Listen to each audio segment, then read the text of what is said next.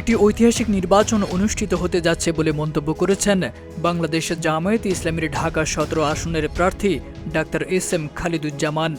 তিনি বলেন, জনগণ তাদের ভোটাধিকার প্রয়োগ করতে চায়, যা তারা বিগত ১৭ বছর ধরে করতে পারেনি। ইউরোপীয় ইউনিয়নের একটি প্রতিনিধি দলের সঙ্গে এক সৌজন্য সাক্ষাৎকালে এসব কথা বলেন তিনি।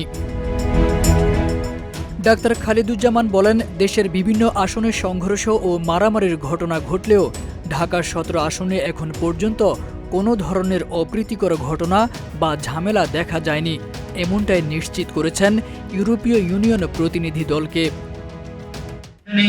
বড় ধরনের কোনো সমস্যা আমরা আমাদের আসনে, অন্যান্য কিছু কিছু আসনে আমরা দেখেছি যে বিভিন্ন প্যানেলিজম মারামারি হয়েছে, কিন্তু আমাদের এই আসনে এখনো ওরকম কিছু হয় নাই। আমরা সৌহার্দ্যের ভিত্তিতে সামনের দিকে আমরা এগিয়ে যেতে চাচ্ছি, এটা তাদেরকে আমরা এনশিওর করেছি।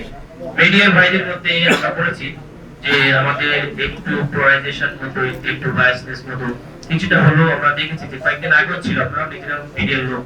তো গতকালকে আমার মনে হয় দুইটা প্রধান দলের যে প্রদর্শন হয়েছে, তারপর থেকে আশা করি মিডিয়া আরো একটু পর্যায়ক্রমে জামাত ইসলামী কাভারেজটা সমতায় আনার চেষ্টা করবে ইনশাআল্লাহ। এবং তারা সেটা চেষ্টা করে যাচ্ছে, সেরকম আমরা করেছি। তারপরও একদিকে একটু বিশেষ করে যে ৫৯ সদস্যের যে কমিটি একটা মিডিয়া থেকে, এটা আমরা একটু অনলাইনে দেখেছি যে সংবাদ মাধ্যম নিরপেক্ষ হতে হবে।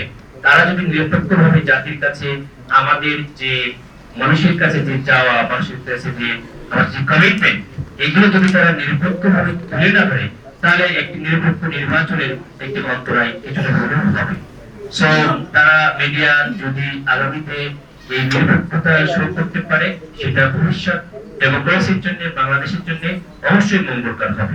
এ সময় তিনি গণতন্ত্র রক্ষায় গণমাধ্যমের ভূমিকার উপর গুরুত্ব আরোপ করেন। তিনি বলেন, গণতন্ত্র সুরক্ষায় মিডিয়া গুরুত্বপূর্ণ ভূমিকা পালন করতে পারে, যদি তারা সবসময় নিরপেক্ষতা বজায় রেখে তাদের দায়িত্ব পালন করে, তাহলেই গণমাধ্যমের মাধ্যমে একটি সুস্থ ও কার্যকর গণতান্ত্রিক পরিবেশ নিশ্চিত করা সম্ভব। তারেক আজিজ খান, প্রজন্ম ২৪।